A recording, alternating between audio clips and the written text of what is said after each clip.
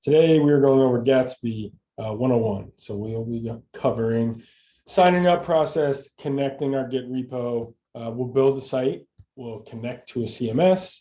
We'll start a preview build. We'll check out some hosting stuff too. And then we'll look a little bit at workspaces and how to add a new one.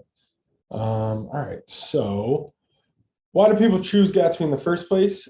This will set up kind of our demo today. Their performance, enhanced performance, static site generation is kind of the status quo for us and our default, but we now have access to more rendering modes with deferred static generation and even SSR now. We also have functions that can come in and make your site a little more dynamic. Next is our data sourcing. So the Gatsby data layer is an intuitive way to normalize and source all of your data from either CSV, a CMS, any API source. The security of Gatsby, which again, as a static site, you just have a lot lower attack surface for any nefarious hacking going on, rather than having a monolithic system with constant database connections open. Having a static, decoupled architecture site is really the safest way to deploy websites today. And then just the scalability, again, of that static resource being hosted on the edge. There's not really any traffic in the world that a site can't handle, or that a Gatsby site can't handle being deployed on the edge. So it's really all about not worrying about that hug of death, or that Reddit hug of death, or that Super Bowl ad where we really shine. And Gatsby makes it simple for developers and marketers to build amazing websites. This is kind of what we'll do today quickly with a few starters from Generosa's demo. But the way we see the world really is content authors writing content for the web in their favorite CMS of choice. That could be Contentful, WordPress, Drupal, Content Stack, really any headless API or data source. We even have websites sourced with Notion or Google Document, like Google Sheets. You can kind of drive content anywhere like that. And then we normalize it into a React component. So you can see here, kind of to paint a pretty picture, we have the title, get started with Gatsby and Contentful. Inside the H1 tag, we have that title tag. It's going to bring in that data from our GraphQL layer. And then it's going to display it here on the front end. So you can see the description, the title, the button, they all get loaded in on the front end as kind of, again, a bundled static website. And these three panes, I think, really shine a light on what we do for the content creator, the developer, and then ultimately the site user that experiences the end website that is incredibly fast on Gatsby. And again, from a Gatsby 4, that is our latest update to the Gatsby framework. Something we really did and want to impress upon is that we now render data the way you want. So render really the pages that are built the way you want. So static site generation renders all of those pages pre-rendered at build time. So the experience for the end user is the best experience they can get. You might take a little bit longer for a large site on the developer side and kind of take that tax up front, but the end user is going to get the fastest site experience possible. And then in between that is next is deferred static generation. This is really a new innovation for Gatsby 4.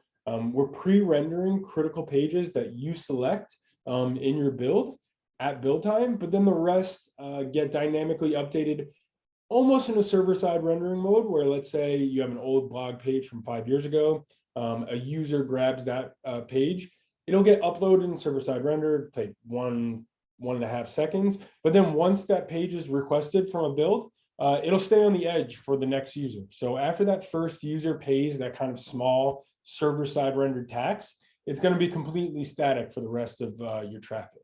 And then lastly, of course, is the server-side rendering, is more dynamic kind of control over when pages get asked and uploaded from the server. So now Gatsby is really this full stack framework that does not only static site generation, but also dynamic server-side rendering on that side as well. And Gatsby Cloud really is what we'll talk about and show you today for the most part. Is really getting those Gatsby projects built, previewed, and deployed in just a few minutes. And we look at things kind of in these 4 sections. Generosa will go through creating your website, and then we'll show you how we help you collaborate deliver and then organize them through workspaces. So we have starters and plugins as part of the Gatsby framework, but really Gatsby Cloud, what's intuitive about it is a lot of those plugins are built into the cloud experience. They automate a lot of the integrating between CMSs and your Gatsby project, and that makes creation a breeze. Next is kind of what built Gatsby Cloud in the first place was our CMS previews. We allow you to preview drafted content quickly and easily from your CMS. As if you're coming from a WordPress world or just are a content creator that's used to working with CMSs, this is the most native way that Jamstack has been presented, I think, for that marketing crowd. And then lastly, delivering, well, not lastly, actually, we have an organization. We deliver your site on the edge. We are hosted on Fastly's global edge network, and we have over 33 points of presence available for you. And we're gonna load your site and give access to your site the closest possible spot to your end user, which really helps with any of that performance and Lighthouse scores. Lastly, really is the organization of it all within Gatsby Cloud. Gatsby Cloud has workspaces, which allow you to organize sites, users, billing into small kind of compartmentalized sections. We call them workspaces. You'll see here, we're going to go through one of our Gatsby Lab workspaces, but we can add new ones. And if we're an agency or a large in-house marketing org, we can add different workspaces for different teams to make all of this really bifurcated and simple, I think, to manage and explore as both an end user, let's say in marketing, or a developer that's launching sites every day. All right, that is the end of the slideware. And now let's get us to the main event. Generosa, I'm going to stop sharing and I'll let you share. And we can get Gatsby Cloud fired up, start building some sites. Yep, thank you.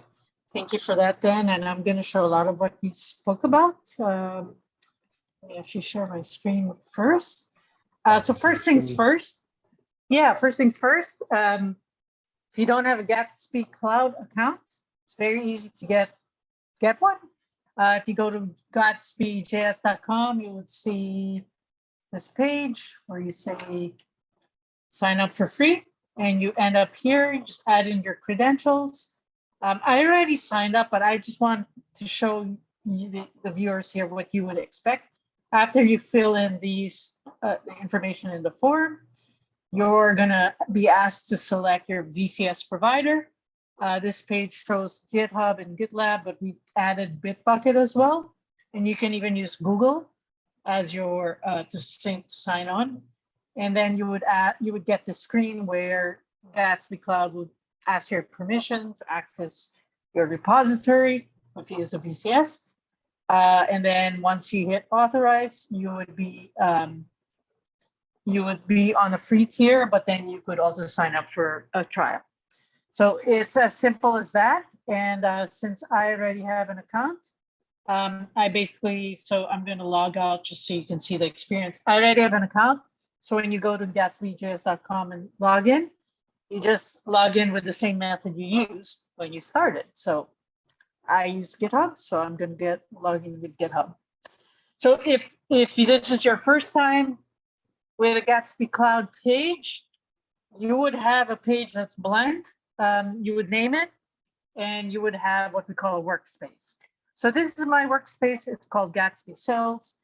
And within the workspace, you have several sites that you add. But you could imagine this if you were, let's say, an agency. This could be maybe your customer name, or you could be your agency. Each site could be a customer. Or if a workspace is assigned to a customer, each site could be one of your work, like it could be a staging site, production, QA. You could divide the workspace into different sections. If you're an enterprise customer, your workspace could be dedicated to a project. And then again, the sites would be different, staging, production, and so on and so forth. So that's typically how we see users use the site. You also can give different members different kinds of access. So you could have the owner, which can do everything. An editor can, as an editor, and then you could have viewers. So, and you can also tell each member how many sites they can access, so you can have that sort of control. All right, so now that we've got this all set up, let's actually add a site. So I clicked on add a site. You can have two choices: either get it from a repository, or actually just get a Gatsby starter. Let's say you don't have anything stored yet, or you haven't built anything, you can just use a Gatsby starter. But the most common is to get it from a Git repository. So from there, I'm going to choose a Gatsby project. I have one using Sanity, so I'm going to just import that. Typically, when you do this method, Gatsby asks you for two things. First is what branch you'd like it to get from. So I'm gonna do my demo setup branch, and then the root folder is where your Gatsby config lives. In Sanity, Sanity is a little different from, let's say, other CMSs in that they have two folders, one for what they call Sanity Studio and one for the web itself. So the web portion of the folder is where I have my Gatsby config, and then it's going to say, okay, I haven't found anything in Gatsby config, but I know, you have some Sanity information. So typically, if you're using a different CMS, Gatsby, like Contentful, for example, Gatsby would automatically add the environment variables. In Sanity's case, it isn't that way yet, but no problem. We can easily just add variables. I wanted to show you this method because this oftentimes when people, don't have their config file, like, in sort of the quick connect way. But you can easily bulk add your variables. So let me actually find where my variables are. Just get my editor here. Or just my screen froze in the middle here. So I just get my editor. And yeah, here we go. This is not that secret data. So I'm just gonna add that here. And I'm also gonna do it on the preview side because a lot of the beauty of Gatsby Cloud is you can do previews. So once I add my environment variables, I just build the site and Gatsby will be off and running and build the site. So that's really how easy it is. So now let's actually look at a site that's already been built. I have one here with Contentful, and things you should see after you build your site are a couple things that I want to make sure you're aware of. You have the ability to set up notifications. So for example, you have a site that's growing and growing, so your build times maybe are longer than a minute or 2 or 3, and you don't want to just sit there and wait for builds to complete. You could actually set up a notification where Gatsby will tell you through Slack or whatever notification channel you have, email or whatnot. We have a webhook. Will tell you when a build is completed. I use this all the time because I have a lot of sites going on. So I have a Slack channel that tells me when build, succeeds or fails. Then I can do something else. The other thing too is that you can make your previous builds behind a firewall. Okay, was I not seeing the screen? Oh, okay. Oh, sorry. I thought maybe people couldn't see my screen. Yeah, so yeah, you can make your previous builds password protected or have a login required. So why this is important is, let's say you're building a portion of your page that has maybe a new product announcement. You don't want it to be publicly available because you want it to launch in a certain date. So you password protect that portion of the site. So that's some things that's really cool. Now let's actually go into the collaboration features within Gatsby Cloud. So from a developer perspective, the reason developers love Gatsby Cloud is that not only can they see what a production build looks like, they can also see their pull requests. So here I have example of various pull requests that have done against this Gatsby project. You can see these are the branches it was from. You can actually look at the build itself here and then compare this with the production build. So that's really, really cool. And then once, developers look at their pull requests and see that, hey, everything looks good, then you can easily merge it, using GitHub the same way you always do in your developer workflow. So we're not changing anything you're doing. We're just adapting to your workflow. You do your merges, you set up a pull request all in GitHub. So I'll just show you an example. This is the GitHub repo of the site we're looking at. Here are my pull requests. If let's say this one we looked at, it looks great, simply merge it. And once you hit merge, Gatsby Cloud will merge the changes here. The other scenario is, let's say you merge something and you're like, oh no, we changed our strategy. I want to go back to a previous build from last week. Never fear, we can do that too. So for production builds, you can look at your preview history and you can go back. So you can see here, I can go back, as long as, a month ago or so. And let's say I want the December 15th build, you can just hit publish and it'll publish that build. So a lot of great content here. Last but not least, from a developer perspective, we mentioned, or Dan mentioned, two new capabilities in Gatsby 4. That's deferred static generation and static side or server-side rendering, the DSG and SSR. So the way that looks, I'm just going to show you how that looks. So this site is a recipe site. It implements both those capabilities. So the blog page has DSG.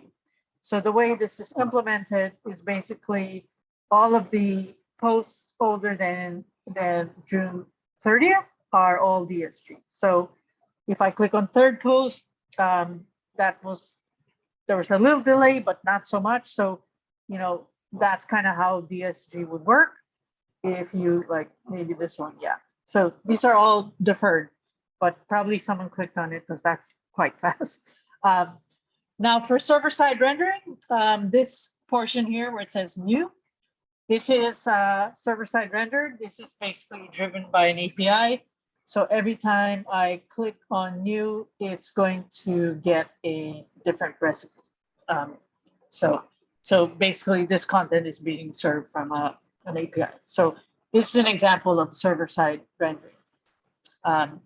So those are the new things within Gatsby Cloud and Gatsby 4 specifically. So now let me switch gears and go to a different workflow geared towards the content creators. So I just did the developer workflow. Now let's look at how content creators work with Gatsby and their favorite CMS. So as you were viewing this page, it's a recipe site, and you may have noticed there is an image here that needs to be fixed. So there's no content. This image needs to be replaced. So as the content creator, I use Contentful to build this portion of the page. I will just go to Contentful now. So this is my Contentful space here. This is my content. And this is the space where the content needs to be fixed. Just a reminder, there's this fix me please. And I can preview that. We have a preview, preview button straight from Contentful. And so here, this is what it looks like when things are, in the preview mode. So now what we need to do is actually fix the content. So let me get my, where is that? Contentful. Okay. This, here we go. Contentful content. Let's add this here. because that's not the right one. And then let's change the image because that's not the right one either. So let's just see right there. Now let's look at, now the next thing we want to do is, I want to preview this and share it with the team. So again, within Contentful, there's a preview button here. So just click open preview. It would take a couple seconds to review there. And typically content creators won't have to actually touch Gatsby Cloud at all. But if you're curious what's going on the back end, is that in Gatsby Cloud, in the CMS preview section, it'll show that preview is being built, but it looks like it was updated. So let's go check that out. Click the view. Okay, there you go. So this is the preview of the new stuff we just added with the new image and the words, the actual words. You can actually share this with your team by copying this link. Share that with your team. And let's make the assumption that they love it, thinks good. So as a content creator, all you do is hit publish changes and you're done. So again, you never had to touch code, never even had to look at Gatsby Cloud. But, again, if you're curious what's going on in Gatsby Cloud. So now that I hit that publish button, Gatsby Cloud is going to tell me that data was updated from Contentful, which we just happened right now. So let's take a look at the actual site.